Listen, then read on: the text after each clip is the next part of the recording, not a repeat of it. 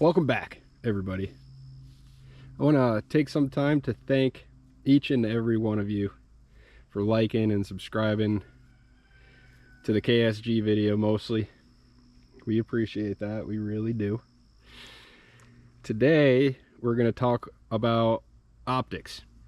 Anyway, what we're talking about today is some really high-level concepts for you on optics and purpose. And when I say purpose, what I mean is, what is going to be the primary use of whatever you're buying? I'm a big Paul Harrell fan, and I dearly miss him, and I really wish he was still making videos. But the videos that he has out there, I love the idea of them being packed with useful information, not just for entertainment, but useful information. I don't think I could come anywhere close to Paul Harrell quality, but I'd like to carry that spirit into what we do here. I'd like to give you guys some useful information. And we're going to mention a topic that he made an amazing video on, Tiatuaki WROL, which stands for the end of the world as we know it without rule of law. So we're going to touch on that and how it relates to your optic choice. So first, I'm just going to go top to bottom here. I'm going to bring them close to you so you can see what they are. But top to bottom, we've got the Little Bastard AK, which is my brother's AK. It's got the Romeo Juliet Sig Sauer magnifier red dot combo. Let's go.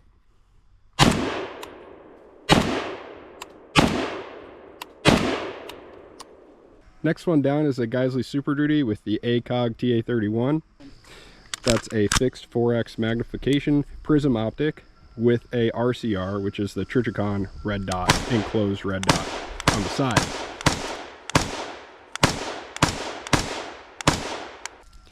Next one down from that is another Geisley Super Duty, but this one's rocking the Vortex Razor 1-6, and this is the heavy version, not the lightened version that came out later. On the bottom here, we've got a Tavor X95. It's the Aimpoint Duty RDS. It's just a simple red dot.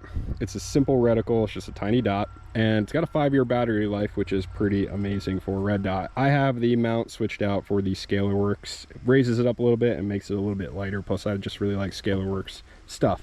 All right, so this is the red dot magnifier combo that we got here, and a red dot is excellent for short range engagement. It doesn't have any magnification, it doesn't have any prism that you're dealing with, so you could simply look through it and see a dot floating in space. And when you get really good at it, that body of the red dot just melts away and all you see is a dot. So that's how it's used. To make a red dot a little more versatile, you can add a magnifier. Now this is a 3x magnifier, so you get some more distance out of it and it allows you to get better target identification. Yeah guys, this is a Palmetto State Armory AK pistol. I mean, it's got a folding brace on it, brace not stock. I threw a Fostech binary trigger in it, and then threw the Sig Romeo and Juliet on top. A couple of things I wanted to mention about this AK pistol from Palmetto State is it comes with a dog-like style dust cover, which means it is on a pivot here, so it holds zero fairly well. I haven't had any problems with the zero on my red dot, and that is a good thing because the standard sights that come on an AK pistol are not that great. As you can see right back here is the rear fixed sight, and like maybe 8 inches away is your front sight. So if you're going to try and shoot for distance with this pistol, it's probably not going to happen with the iron sights on it.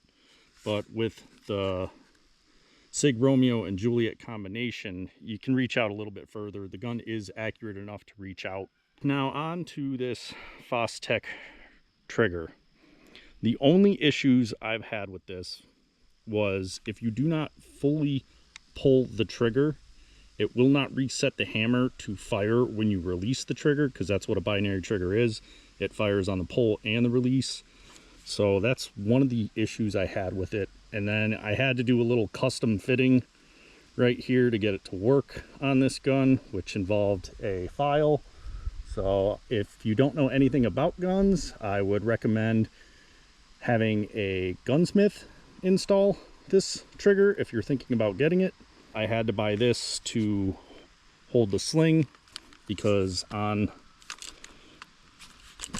the brace there really isn't anywhere to attach a sling. And then on the front here, it does come with a little clip here to mount the other side of your sling. But that's about it for this gun. Other than that, I haven't had any real issues with it. It likes any kind of ammo. If it did come down to end of days type scenario, I would definitely throw the original AK trigger back into it just for reliability. But that's pretty much all I've done to this pistol. But it's a great gun. This is the Trichicon 4X. This is the ACOG. It's a legendary optic. I absolutely love ACOGs. This combination is pretty versatile. It gives you a fixed magnification for, you know, target identification, scouting, seeing a little bit further out.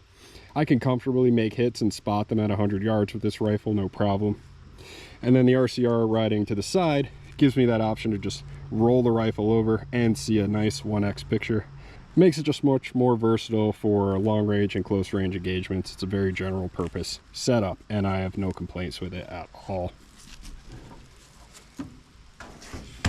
Okay, next up here in our scale of optics, this is the other Guidesley Super Duty that I own. This was actually the first one I ever purchased. And riding on this one is the Vortex Razor 1-6. Vortex has been considered a gold standard for optics. It's just got an amazing sight picture, great field of view, excellent eye relief. It's a little on the heavy side, and this mount, the Super Duty mount, does not make it any lighter, but the mount is bomb proof and the optic is very robust. Once again, it's 1-6. I really like this optic as well. And last but not least on our list today, here's the Tavor X95, rocking the Aimpoint RDS, Duty RDS. So this is just a really simple red dot from Aimpoint. It's relatively inexpensive. It works extremely well. 5-year battery life, constantly on, and it's just a really simple dot reticle. All right, so now that we've done a overview of the optics on the different systems here, I want to talk a little bit about purpose. Okay, purpose, I think, is the best place to start when choosing an optic. What's your primary purpose for this system? Is it going to be for plinking and going to the range? Is it going to be for hunting, primarily for survival? Is it going to be for home defense, where it stays usually inside the home? Is it going to be for something like a scenario where the rule of law is gone and you may be facing situations where you need a mixture of home defense and or community defense? Starting with those questions helps you drill down on some basics. You know, starting with what kind of platform is right for you. Something like a bullpup system, something like a standard AR system, something like an AK system. You can decide based on how those operating systems work and what you prefer. Also, what kind of ammo you're going to have access to, what caliber works best for the purpose. You know, for example, if I were purchasing a hunting system, I think I would want to use a caliber that is harder hitting, like a 308 caliber for hunting would be great. If I were purchasing a system for interior use, perhaps 300 blackout with a nice silencer. Running subsonic ammo makes it very quiet, right? So it's a lot easier to operate with on the interior of a home or something like that. So asking those questions are going to help you figure out, first of all, what system you should go with, and then that can help you decide what kind of optic you should go with. Go.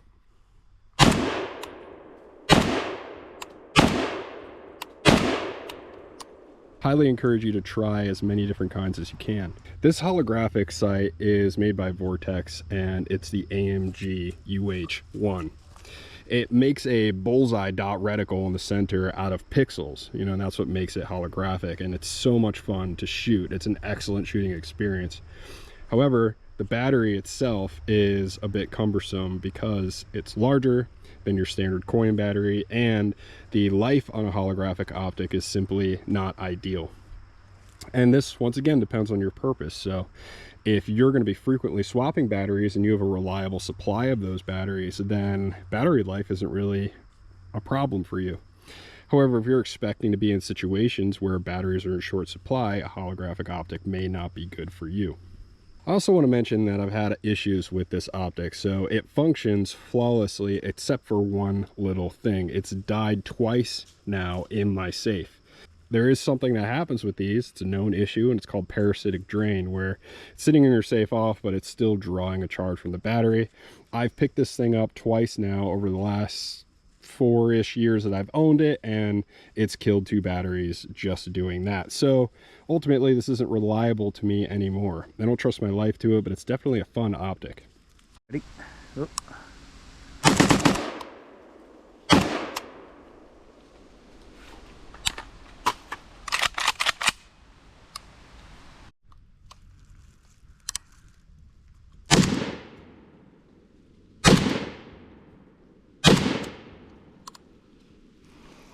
So after you've decided basically the purpose of the system that you're purchasing, then it comes time to try the various optics, and I'm going to talk a little bit about each one. The easiest one to run, in my opinion, is a red dot. So a red dot has a very low learning curve. It's just a dot in the center of some glass.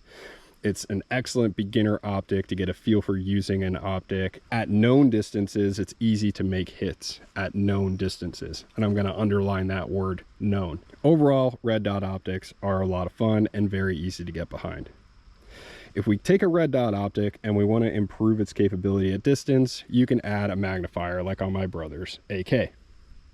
Now, a magnifier gives you a little more distance. However, you're still guessing at the distance you're shooting at unless you have some sort of bullet drop compensator built into the red dot optic. That's a less common feature in red dots, and I personally don't own one that has that. If we step it up to the next level, we can go with a prism optic like the ACOG. Now what that gives me is this fixed 4x magnification. The great thing about prism optics is they're extremely robust, right? They can really take a beating, especially the Trijicon. Trijicons have been shot, and they are still usable even with a bullet hole in them. Trijicons are absolutely bomb-proof, but prism optics in general are very robust. The learning curve on a prism optic comes with a couple aspects, and you're going to learn this as you get into magnified optic. There are a couple things that are going to throw you off at first until you learn around them. The 2 most important for me are eye relief and eye box. The eye relief on that ACOG is very short, and basically what that means is where my eye is, and here's the back of the ACOG, I need to be right about here, right, generally approximately, just to kind of demonstrate what eye relief means in order to get a nice sight picture. It's very close. Some people like to say nose to charging handle. That means my nose is up against the charging handle, okay? Now, I think that's a little bit of an exaggeration, but yes, I do agree you have to be close to the ACOG. I think the difference is in the eye box. What you'll find, and what frustrates me the most about an LPVO, is that the eye box is terrible. If your eye is off that perfect center just a little bit in either direction, you get this black shadow in your sight. You just completely lose sight picture, and it just sees black. That is so frustrating to me, and the ACOG has a very generous eye box. I can move my eye around as long as I'm within the eye relief zone and still have a great sight picture. A lot of people can train around that with better discipline, with better cheek welds, but me personally, I just like the freedom to move my eye around a little bit. The ACOG fills a lot of roles in my opinion, but it does lack in the 1X category. So adding something like a red dot to the side of the system helps give you that rounded experience. On the far end of the spectrum here, we've got something like a magnified scope or a low-powered variable optic. That's what LPVO stands for. The Razor 1-6 has a great range. 6 magnification can get you out pretty far. Unless you have some sort of sniper fantasy, 6 magnification is going to be plenty of magnification for anything you're really trying to do. The downsides with LPVOs, in my opinion, are going to be in their weight. An LPVO is pretty heavy. They've been getting lighter and lighter. The Primary Arms PLX-C 1-8 is a very light version at the moment. This particular scope, which is the one I purchased, is not light at all. It's a very heavy system and at a mount, and now you're talking even more weight. Another issue with LPVOs for me is the eye box.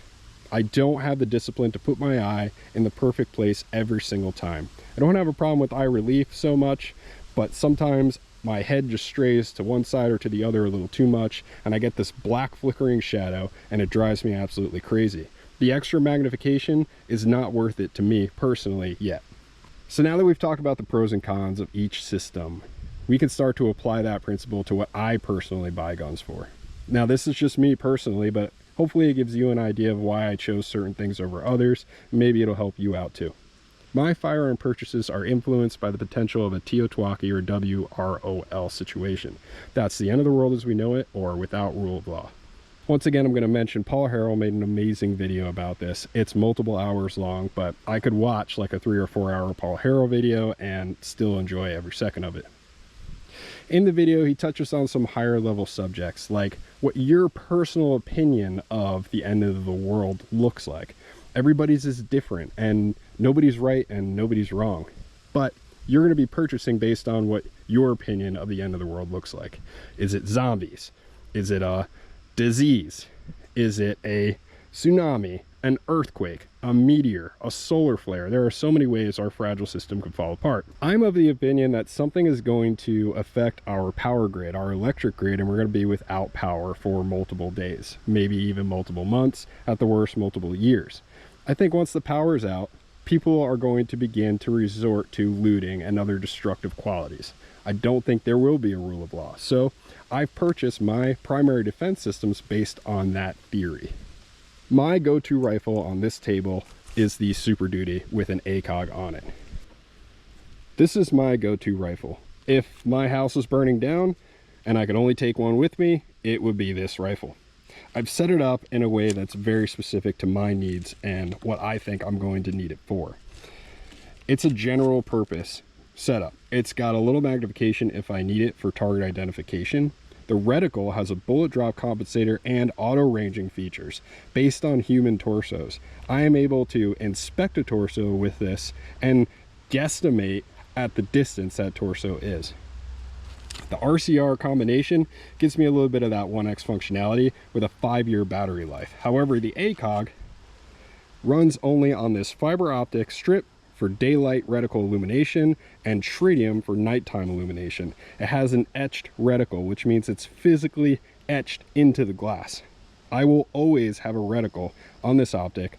There are no batteries needed to run this.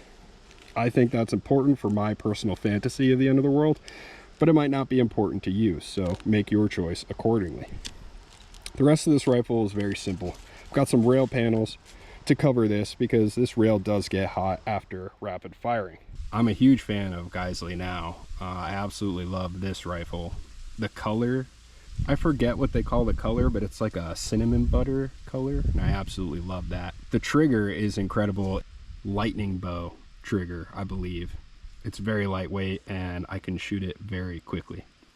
The muzzle device on the rifle that shipped with this rifle is one designed for a Huxworks suppressor. I don't own a Huxworks suppressor. I haven't had any issues with the flash hider muzzle device that's on there. Ships with a B5 system stock and Geisley's own grip.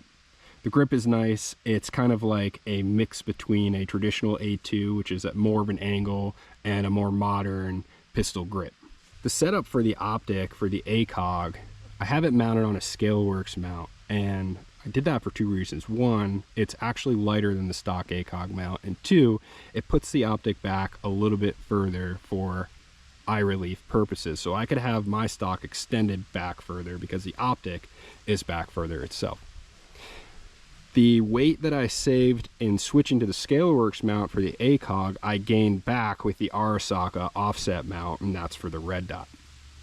With the Arasaka offset mount, I added a slight riser where the RCR actually sits, and it brings that red dot into nice alignment with the ACOG. So when I roll the rifle, it doesn't disrupt my vision at all, really. I can go from ACOG to red dot to ACOG without any effort.